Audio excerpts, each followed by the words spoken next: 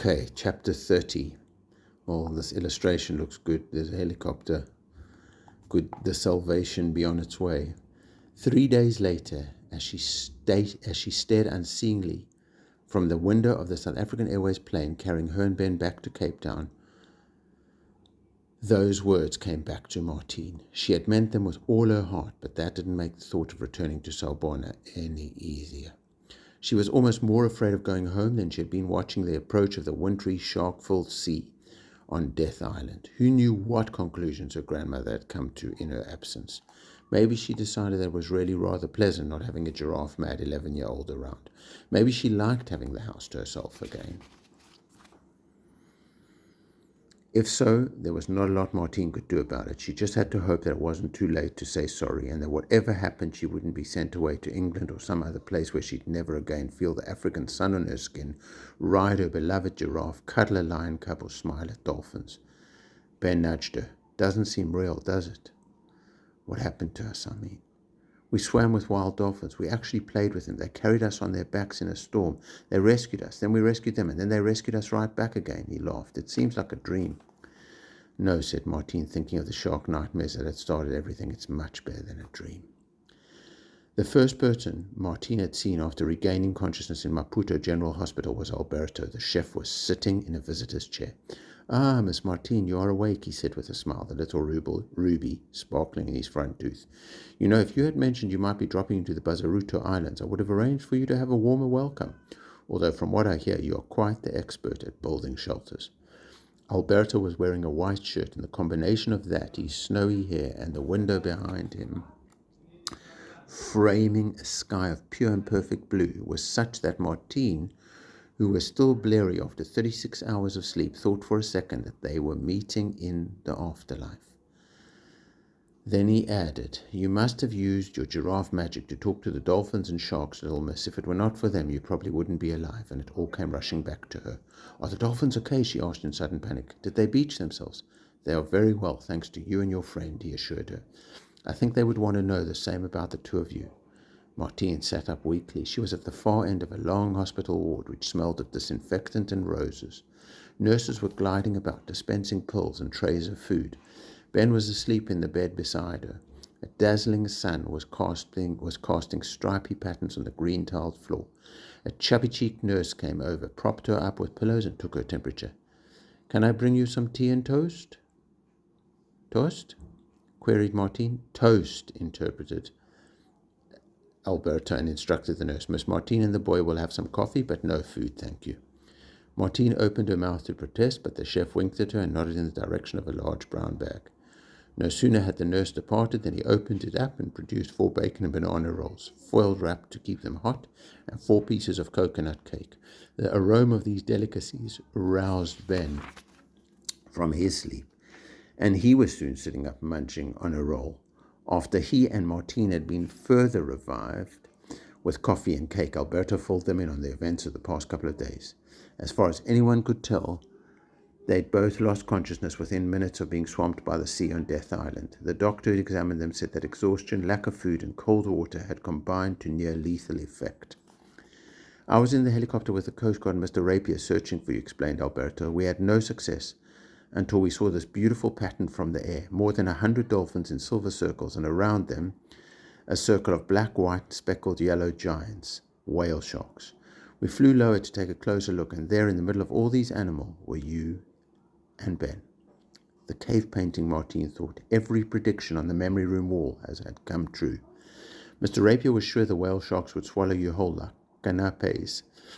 canapes, Alberto went on, but I told him that they are as gentle as porpoises and eat only plankton. But it is the dolphins who really saved you. You were lying across their backs, out of the cold water, and they were cradling you like babies. It was with great difficulty that we persuaded them that we were not there to hurt you. Ben and Martine listened in wonder, hardly able to wait to hear what came next. Why were you with Mr. Rapier? Martine wanted to know. How did you guess where to look for us? We heard on the news that the rescue teams had been searching in the wrong place. That is correct, said Alberto. The morning after the cyclone, when none of you had been found, I contacted the Coast Guard's office and told them about my grandfather being helped by the dolphins. I said that maybe that had happened to you and your friends at the dolphins had swum against the current to take you to safety, but they just laughed at me. It was 10 days before somebody told Mr. Rapier about the possibility, and he contacted me right away to ask if I would help him search the Bazaruta Islands. We were on our way there when we heard from Ben's father that he'd received a message from you. Dad got my message, cried Ben, but he never responded. He did, but he said you couldn't seem to hear him. You may have had the volume turned down in the radio. Ben looked sheepish. You might be right. It didn't matter because he could hear you speaking, so he could tell that you were on Paradise Island and in great danger. We arrived too late to find you there, but luckily for us, the young god Fernando guessed that you might have been taken to Death Island. We did find your friend Claudius, and he and his father were very overjoyed to see each other. It was quite sweet. Don't let Claudius hear you say that, Martin advised him. Did you manage to rescue our other friends? Asked Ben. Did Claudius tell you where to find them? Yes, we took Claudius and flew straight away to Dugong Island where we found them. There were quite a few tears, I can tell you. We brought them here to Maputo Hospital to be checked out. They were all fine, just very hungry and dehydrated. The two of you had already been carried here by air ambulance and you were sleeping, but they insisted on seeing you. They left something for you. Martine saw it then on the bedside locker, her survival kit. A piece of orange notepaper was taped to it. On it was scrawled, "Cheers, guys, we owe you one. Martine, there'll be a new survival kit waiting for you in Cape Town, but we thought you might like this one as a souvenir. See you at Caracal Junior." They'd all scribbled their signatures, and Sherilyn's had lots of X's after it. There was a moment of silence while both Ben and Martine struggled to master their emotions. Martine cleared her throat. Where are they now? They went by plane to Cape Town this morning, Alberta told her. Mr. Rapier was going to take them for a fast food feast. Everyone except the big boy, Jake, is it? He seemed very keen to get to a rugby match. We still don't know what any of this was about, Ben said. Why did nobody ever visit the island? What were the cables? Who was testing sonar? Well, said the chef, it is a simple story of greed. 10 years ago, Dugong Island was bought by a very rich man from overseas. He had seen it once and loved it so much, he wanted to preserve it. He really came to see it, but he allowed us islanders to picnic, fish, or take our children there, so long as we left it the way we found it, which we always did. We felt it was our heritage too. Last year, the rich man died. His son came into possession of the island, and he decided to put a hotel on it. He hired a man from the mainland, Marcos from Maputo, to manage the project. Unlike his father, he thought of Dugong as private property, and he wanted to put a stop to the islanders going there. Marcos's idea was to put underwater mines around the island. The police found out about it, and there was a lot of trouble over it, but the son was going to invest millions of dollars and employ many workers. So they let the matter drop with a warning. Marcos recruited some contract workers, and they set up a base in the old hotel on Paradise Island. All were from the mainland except for the young boy Fernando, who had recently arrived in Maputo in search of work. Alberta paused to let the nurse take Ben's temperature and clear away the coffee cups, crumbs, and discarded foil. She gave the chef a disapproving glance.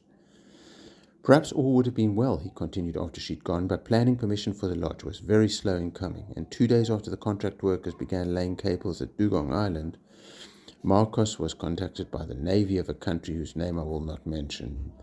Because Dugong is the island furthest out into the Indian Ocean, they asked if he would allow them to test sonar in the waters surrounding it. He saw a chance for some extra cash. He didn't know that dolphins and whales might suffer because of the sonar and the stress caused by naval exercises. It was only when the Sun started to make inquiries about the lack of progress on Dugong Island that Marcos knew his golden goose would have to go. Still, he gave permission for one last test. The one you told Ben's father about in your message. Did anyone manage to stop it? Ben said worriedly. Alberta shook his head. Unfortunately not. It took time to find Marcos and to get him to admit what he was doing and who was carrying out the tests. The test went ahead before that happened, but we did organize for around 30 islanders to get to Dugong and wait there in case the dolphins tried to get onto the beach. But none came. It seems that every dolphin in the area was at Death Island when the test happened. Martine stared at him. So by saving us, they actually saved themselves, she said. Alberta shrugged. We will never know, but it looks that way. Do you think it will make a difference? Martine said. Will navies around the world stop using LFA sonar if they know that it's contributing to dolphin deaths? I'm not sure about that, responded Alberta. On the news this morning, they were saying that they needed to wait for more scientific evidence, more proof before they acted. But our own government is talking of banning it in these waters, so at least you will know you have helped to create one sanctuary for dolphins and whales. What happens now to the reward money, Ben said. I take it that the skipper and his friends will not be getting it. Mr. Rapier met with the island chiefs yesterday, and he has decided that half of the money should go to build a new school on Benguera Island. The other half he and I are going to use to set up a restaurant on Benguera. I've already offered Fernando a job as my sous chef. We need bright young men like him on the islands. Alberto stood up to leave them. He was halfway down the ward when he remembered something and came back. I'm very sorry, Miss Martine. I should have told you this first, not last. We've had a message from your grandmother to say that she is so looking forward to seeing you. Now, as the plane thudded into the runway and the engine screamed, the nauseous feeling in Martine's stomach intensified. Was her grandmother really looking forward to seeing her, or was she dreading it? Was she scared too? Inside the terminal, she and Ben, wearing colourful sweatshirts and cotton trousers donated by Bazaruto Archipelago Lodge, their own clothes had apparently disintegrated in the hospital washing machine, were escorted through the baggage hall by the flight attendant who had taken care of them since Maputo. Since they had no luggage to collect, their bags had returned to Cape Town on the sea kestrel, they thanked her and prepared to go into the arrivals hall. Martine turned to Ben. How do you say goodbye to someone with whom you nearly died twice? He was thinking the same thing. So they shuffled their feet and looked at the ground awkwardly before deciding on a quick hug. Everything's going to work out fine, you know, Ben said. Martine had told them about the row with her grandmother when they were waiting for morning on Paradise Island. I suppose, mumbled Martine. I hope so. He reached out and touched her arm. It sounds mad, but I had a great time. Thanks for being my friend. There's no one in the world I'd rather be marooned on a desert island with. Martine couldn't help smiling. Same here. You're the best friend I've ever had. Well, apart from Jemmy. Ben grinned. That's all right. I don't mind being second to a giraffe. Let's carry on. Chapter 31. Tendai was waiting in the arrivals hall. His khaki game ranger clothes in general stillness, the stillness of a man who spent a lot of time in nature, setting him apart from the stressed tourist hordes at the airport. He swept Martine up in his arms and whirled her around, his booming laugh causing people to stop and stare. You gave us a few sleepless nights, little one, he said. Us? Queried Martine. She didn't know if she was relieved or devastated that Gwen Thomas wasn't there to greet her. Tendai put her down. Don't be too disappointed that your grandmother hasn't come to the airport, he said. This has been hard on her.